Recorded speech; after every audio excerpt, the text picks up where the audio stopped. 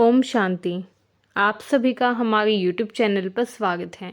आज इस वीडियो में हम सुनेंगे और पढ़ेंगे 21 अप्रैल 2026 की बाबा की मुरली कहानी के रूप में, तथा मुरली के अंत में हम बाबा से बच्चे क्या प्रश्न पूछते हैं तथा बाबा उन प्रश्नों के क्या उत्तर देते हैं वो भी सुनेंगे, तथा जानेंगे कि बाबा इस मुरली में हमें क्या मुख्य संदेश देने का प्रयास कर रहे हैं। तो आइए वीडियो को शुरू करते हैं। शुरू करने से पहले अगर आपने अब तक हमारे चैनल को सब्सक्राइब नहीं किया है तो कर लीजिए, ताकि आने वाली हर वीडियो की अपडेट आपको टाइम से मिल सके। आइए सुनते हैं 21 अप्रैल 2026 की बाबा की मुरली कहानी के रूप में। ओम शांति। तो आज की कहानी का शीर्षक है ज्ञान की डांस तथा याद की शक्ति। संगम युग का समय था जब बाप दादा अपने प्यारे बच्चों के सामने बैठे थे तथा उन्हें ज्ञान सुना रहे थे। बाप ने बड़े प्रेम से कहा, मीठे बच्चों, मैं ज्ञान का सागर हूँ तथा तुम्हारे सामने ज्ञान की डांस करने आया हूँ। बच्चे ये सुनकर आश्चर्य में पड़ गए तथा समझने लगे कि ये कोई साधारण डांस नहीं है, बल्कि ज्ञान की गहराई से भरी हुई दिव्य अनुभूति है।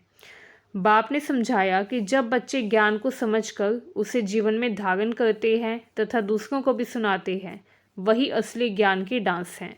मतलब जब हम बाबा जो हमें ज्ञान दे रही है उसको अपने जीवन में धारण करते हैं, अपने जीवन में उन बातों का अनुसरण करते हैं तथा दूसरों को भी उन बातों का पालन करने के लिए कहते हैं जो बाबा ने हमें बताया है, जो बाबा ने हमें ज्ञान दिया है, तो उसी को कहा जाता है ज्ञान का डांस। बाप ने बच्चों को एक विशेष हॉबी सिखाई, बाप को याद करने की। बाप ने कहा कि अपनी हॉबी बनाओ कि जब भी तुम खाली हो या किसी काम में व्यस्त हो तब भी, काम करते करते भी और जब खाली बैठे हो तब भी बाबा को ज़रूर याद करो। ये याद ही रूहानी हॉबी है जिससे आत्मा पवित्र बनती है तथा उसके विकर्म नष्ट होते हैं। बच्चों को समझाया गया कि जैसे कोई बीमार व्यक्ति डॉक्टर से ठीक होने की आस रखता है, वैसे ही आत्मा भी इस दुखों की दुनिया से मुक्ति चाहती है।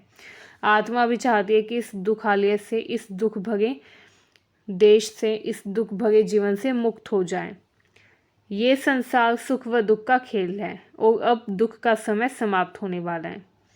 इस समय बच्चे बहुत भाग्यशाली है क्योंकि वे ईश्वरीय गोद में हैं तथा स्वयं परमात्मा उन्हें पढ़ा रहे हैं। हम भी काफ़ी भाग्यशाली है क्योंकि स्वयं परमात्मा हमें पढ़ाने आते हैं।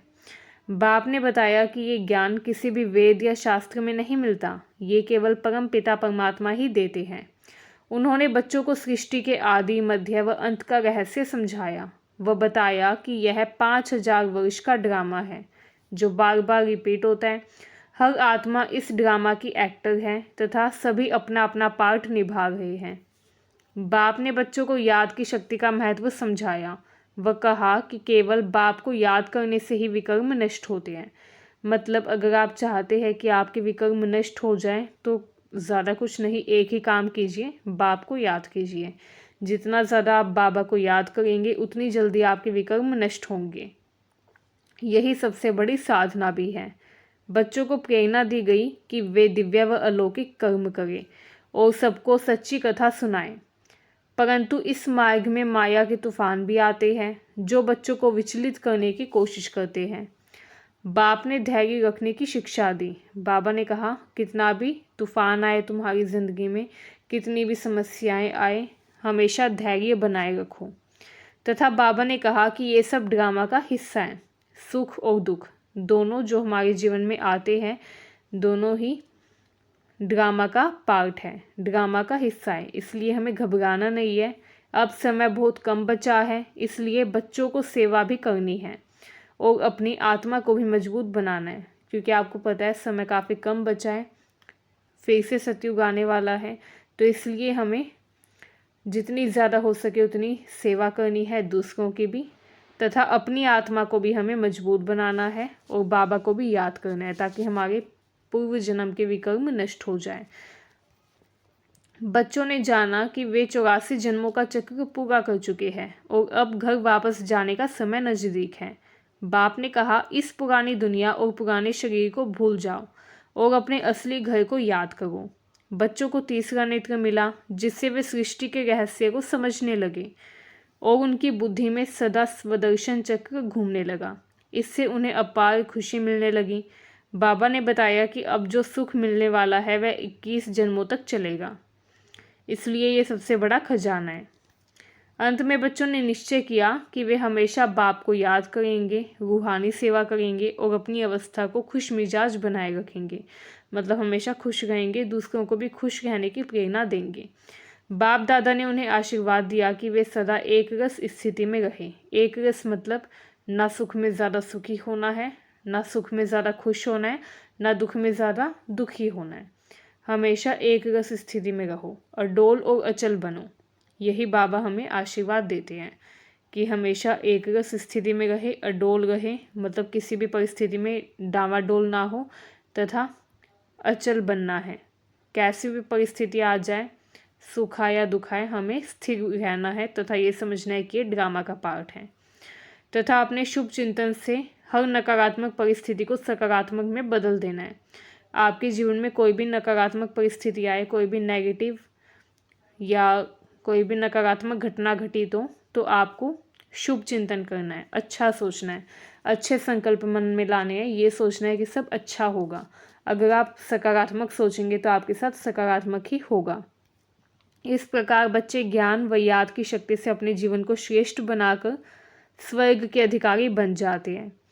इस तरीके से अगर आप भी ज्ञान हासिल करते रहेंगे तथा बाबा को याद करते रहेंगे तो आपका जीवन भी श्रेष्ठ बनेगा व आप भी स्वर्ग के अधिकारी बन जाएंगे। आइए अब हम देखते हैं संवाद बाबा और बच्चों के बीच में। तो बच्चे बाबा से प्रश्न पूछते हैं, बाबा आप कहते हैं कि आप ज्ञान की डांस करने आए हैं, ये ज्ञान की डांस क्या है? तो बाबा उत्तर देते हैं, मीठे बच्चों, जब तुम ज्ञान को समझकर अपने जीवन में धारण करते हो और दूसरों को भी सुनाते हो, वही असली ज्ञान की डांस है। ये कोई शरीर की डांस नहीं है, बल्कि ज्ञान की खुशी व अनुभूति की डांस है। फिर बच्चे पूछते हैं, बाबा हमें संगम युग पर कौन सी हॉबी डालनी चाहिए? बाबा बताते हैं, बच्चों तुम्हें याद में रहने की हॉबी डालनी है। यही सबसे श्रेष्ठ रूहानी हॉबी है। जितना मुझे याद करोगे उतना ही तुम्हारे विकर्म नष्ट होंगे तथा आत्मा पवित्र बनेगी। फिर बच्चे पूछते हैं, बाबा ये दुनिया दुखों से भरी क्यों है? इस दुनिया में इतने दुख क्यों है? बाबा बताते हैं, बच्चे ये सुख और दुख का खेल है। अभी कलयुग का अंत है, इसलिए दुख अधिक है, लेकिन अब मैं आया हूँ तुम्हें दुख से निकालकर सुख में ले जाने के लिए, तथा मैं तुम्हें ऐसी अवस्था में ले जाऊंगा जहाँ सिर्फ सुख ही सुख होगा। फिर बच्चे पूछते हैं, बाबा क्या ये ज्ञान पहले से शास्त्रों में नहीं है? बाबा कहते हैं, नहीं बच्चे, ये ज्ञान किसी वेद या शास्त्र में नहीं है, ये मैं स्वयं आकर देता हूँ। मैं ही सृष्टि के आदि मध्य व अंत का सच्चा ज्ञान सुनाता हूँ। मतलब सृष्टि की शुरुआत कैसे हुई, सृष्टि के मध्य में क्या हुआ तथा सृष्टि के अंत में क्या होगा, ये सारा ज्ञान मैं ही सुनाता हूँ। बच्चे पूछते हैं, बाबा हम आत्माएं कौन है और क्या कर रही है? बाबा बताते हैं, तुम सभी आत्माएं इस ड्रामा के एक्टर हो। जैसे किसी फिल्म के एक्टर होते हैं, वैसे हम भी, हमारा जो जीवन है वो एक ड्रामा है एंड हम इस ड्रामा के एक्टर हैं। 5000 साल का ये ड्रामा बार बार रिपीट होता है। जो 5000 साल पहले हुआ वही अब हो गया, तथा हर आत्मा अपना अपना पार्ट निभाती है। हर आत्मा वो करती है जो उसको करने के लिए तय है। फिर बच्चे पूछते हैं, बाबा हमारे विकर्म कैसे समाप्त होंगे? मतलब हमारे जो पाप है वो कैसे समाप्त होंगे? बाबा बताते हैं, सिर्फ मेरी याद से। याद ही सबसे बड़ी शक्ति है। जितना ज़्यादा मुझे याद करोगे उतना ही पाप कटेंगे और आत्मा पवित्र बनेगी। फिर बच्चे पूछते हैं, बाबा हमें और क्या करना चाहिए? बाबा बताते हैं, तुम्हें दिव्य व अलौकिक कर्म करने हैं। मतलब तुम्हें ऐसे कर्म करने हैं जो अच्छे हो, दिव्य हो और अलौकिक हो, तथा सबको सच्ची कथा सुनानी है। तुम ब्राह्मण हो, तुम्हारा कर्तव्य है रूहानी सेवा करना। फिर बच्चे पूछते हैं, बाबा माया के तूफान क्यों आते हैं? बाबा बताते हैं, बच्चे ये ड्रामा का हिस्सा है। माया तुम्हारी परीक्षा लेती है, पर तुम्हें धैर्य रखना है। मतलब तुम्हें अपने पेशेंस नहीं खोने, धैर्य बनाए रखना है तथा याद में स्थिर रहना है। निरंतर बाबा को याद करते रहना है। चाहे माया तुम्हारी कितनी ही परीक्षा क्यों न लेने आ जाए, फिर भी तुम्हें याद नहीं छोड़नी। हमेशा परमात्मा को याद करते रहना है। फिर बच्चे पूछते हैं बाबा क्या आप समय कम बचा है। बाबा बताते हैं हाँ बच्चे, अब अंतिम समय है, इसलिए तुम्हें सेवा भी करनी है व अपनी आत्मा को भी मजबूत बनाना है। फिर बच्चे पूछते हैं बाबा हमें इस दुनिया के बारे में क्या समझना चाहिए। बाबा कहते हैं ये पुरानी दुनिया अब समाप्त होने वाली है। ये जो पुरानी दुनिया जिसमें हम जी रहे हैं ये अब जल्दी ही समाप्त होने वाली है। तुम इसे बुद्धि से भूल जाओ और अपने घर, शांति धाम व आने वाले स्वर्ग को याद करो, बाबा को याद करो। यही बाबा हमें बताते हैं। फिर बच्चे पूछते हैं बाबा हमें इतनी खुशी क्यों महसूस होती है। फिर बाबा बताते हैं क्योंकि तुम जानते हो कि तुम 84 जन्मों का चक्र पूरा करके अब 21 जन्मों के सुख के अधिकारी बनने वाले हो। मतलब अब तुम्हें 84 जन्म तुम्हारे पूरे हो चुके हैं और अब तुम्हें सीधा 21 जन्मों के लिए सुख मिलेगा। 21 जन्मों के सुख के अधिकारी तुम बन जाओगे एंड ये बहुत बड़ी प्राप्ति है, इसलिए सबको इतनी खुशी महसूस होती है। फिर बच्चे बोलते हैं बाबा हमें अपनी अवस्था कैसे बनानी है। बाबा कहते हैं सदा खुशमिजाज, अडोल व एक रस अवस्था में रहो। सबके प्रति शुभ चिंतन रखो, चाहे कोई अच्छा व्यक्ति हो चाहे बुरा व्यक्ति हो। सबके प्रति मन में शुभ चिंतन रखो, सबको शुभकामनाएं दो तथा हर नकारात्मक को सकारात्मक में बदलो। जितने भी तुम्हारे अंदर नेगेटिव थॉट्स आते हैं, नकारात्मक विचार आते हैं, उनको पॉजिटिव थॉट्स में, सकारात्मक विचारों में बदल दो। ठीक है, कभी भी गलत मत सोचो, अच्छा सोचो, अच्छे संकल्प ही अपने मन में लाओ। फिर बच्चे पूछते हैं बाबा अंत में हमें क्या लक्ष्य रखना है। बाबा बताते हैं बच्चों मेरा लक्ष्य है कि तुम मुझे याद करो, सेवा करो व अपने को इतना श्रेष्ठ बनाओ कि स्वर्ग के अधिकारी बन जाओ। स्वर्ग का अधिकारी हर व्यक्ति तो नहीं बन सकता, वही बन सकता है जो वास्तव में श्रेष्ठ हो। तो अभी हमें श्रेष्ठता ही हासिल करनी है ताकि हम 21 जन्मों के लिए स्वर्ग का वर्षा पा सके, स्वर्ग के अधिकारी बन सके। यही तुम्हारी सच्ची सफलता है जो कि बाबा हमें बता रहे हैं। आइए अब देखते हैं आज की मुरली के लिए धारणा के लिए मुख्य सार। तो बाबा कहते हैं इस पुरानी देह व दुनिया को बुद्धि से भूल बाप व घर को याद करना है।